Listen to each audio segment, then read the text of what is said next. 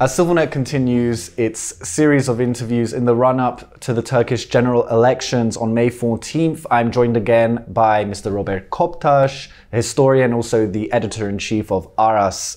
Today we'll be looking at the opposition, their platforms and their potential. So Mr. Koptaş, thank you very much for your time again. Thank you again, Emilio. So next time I want to talk with you about the prospective foreign policy of the two main forces in this election, but I want to look today at the opposition coalition. We spoke a bit about Erdoğan. Erdoğan will be familiar to a lot of our watchers, but the main opposition-led coalition led by the CHP and Mr. Kemal Kılıçdaroğlu is not as well known to many people. So, you know, what is important, in your opinion, to understand about Mr. Kılıçdaroğlu, his ability to have constructed such a broad coalition, and what are the Armenian community's observations regarding Mr. Kılıçdaroğlu? Yes, Emilio. He changed lots of things, first of all. CHP, the founder party of Turkish Republic by Atatürk, İsmet İnönü, the founding fathers of the Republic, established the CHP, Republican People Party, Cumhuriyet Halk Partisi. And in first 25, 27 years, it was one-party regime in the country, and all the authoritarian, discriminatory basis of the Turkish Republic is regarded as a result of CHP's politics. So after 1990s, 2000s, CHP was seen as an archaic, a so-called social democrat, but as a national, in fact, as a very nationalist and statist party. So nobody was thinking that CHP will change and adapt itself to create a broader opposition table and to become a real threat to Erdoğan and his AKP. So it belongs to, maybe we can say that it's a success for Kılıçdaroğlu himself. And the interesting thing is he was regarded as a loser, not a winner. So against Erdoğan, lots of elections he lost. And he was only depending on the secular, Western, modernist people of the country, which is approximately maybe 25% of the general population, and CHP was getting 25% votes. That's all. But since Erdoğan was so powerful, Kılıçdaroğlu was seen as a very suitable partner for Erdoğan. But now, since he changed his politics and his party's politics to hear the voices of other people, here to solve some problems that CHP never touched before, and since he tried to create contacts with the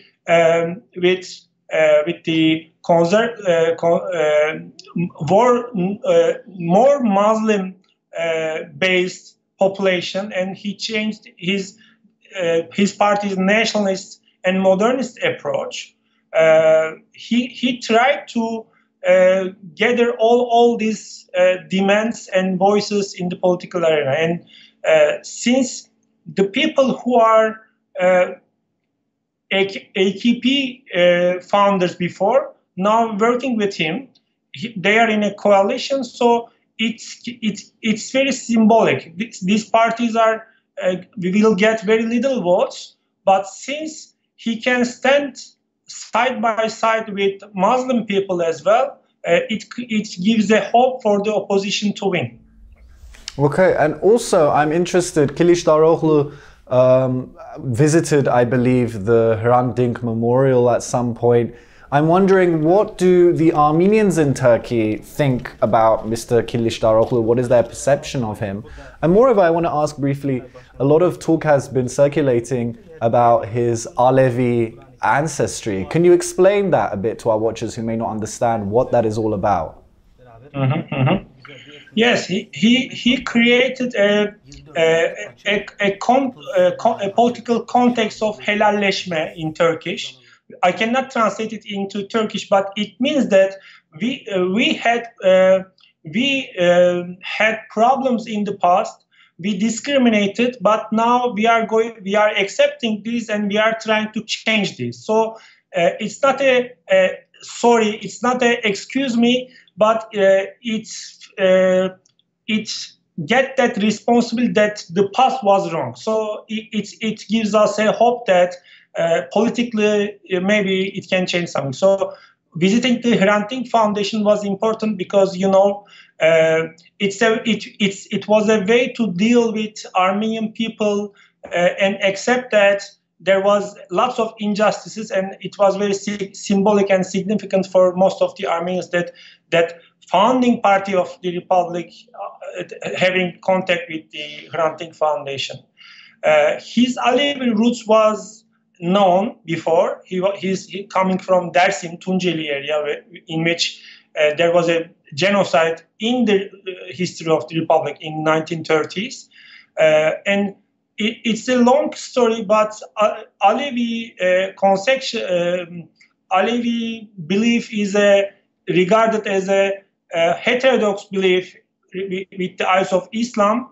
But there are lots of people, maybe 15% of the population is Alevi, and he is coming from there. And Erdoğan, since he is a supporter of Sunni Islam in the political arena, he was using this before, because he thought that the people cannot vote to an Alevi candidate, but he get the responsibility. He openly expressed himself as an Alevi, and he accepted that challenge, and it is as far as I can say that he achieved that. Now nobody is talking about his Aleviness. So maybe most of the Muslim people, Sunni Muslim conservative people, will vote for him.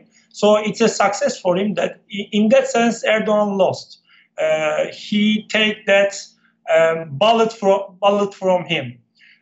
As come to the Armenian committee mostly had a history of discrimination with regard of CHP, his party.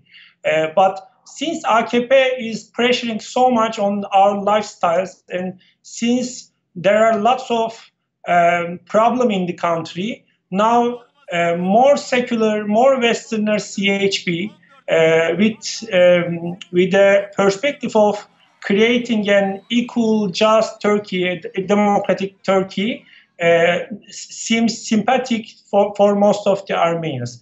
They don't have any candidate. It's a big lack for the Armenians. But maybe after having the power from AKP, maybe in the next election we can see an Armenian candidate from there. So there is a sympathy towards most of the Armenians, but there is a lack of contact between institutional Armenian community, let's say patriarchate, and the foundations with the party. But maybe after having the power and maybe with governing the state, maybe they can achieve to make that context as well. Okay, well, again, thank you, Mr. Rober Koptaş. Thank you, Emilio. Okay, and continue following our series of interviews in the run-up to the Turkish general election, the second round, the possible second round, and the aftermath. Thank you for joining us on CivilNet.